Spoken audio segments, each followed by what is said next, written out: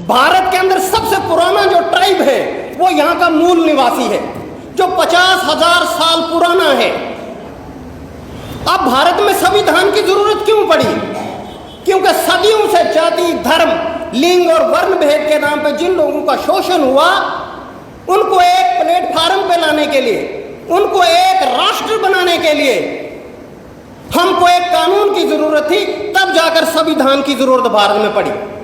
क्योंकि पूरी दुनिया में जब भी कोई सामाजिक क्रांति होती है तो सामाजिक क्रांति के बाद सत्ता परिवर्तन होता है, और सत्ता परिवर्तन के लिए आपको नियम और कानूनों की जरूरत पड़ती है, इसीलिए संविधान की जरूरत पड़ती है। जब एक देश दूसरे देश से गुलामी के बाद आजाद होता है तो वहां का रूल ऑफ लॉ ठीक करने के लिए, सब लोगों को बराबर का अधिकार मिले, तब संविधान की जरूरत पड़ती है।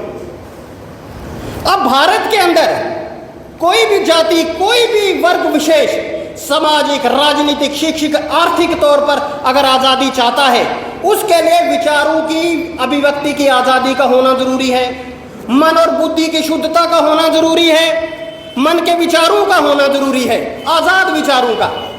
तो आर्थिक आजादी से पहले हमको सामाजिक आजादी यानी सामाजिक सुधार, शिक्षा में सुधार, फिर आर्थिक सुधार, और फिर जाकर आप राजनीतिक सत्ता को प्राप्त कर सकते हैं।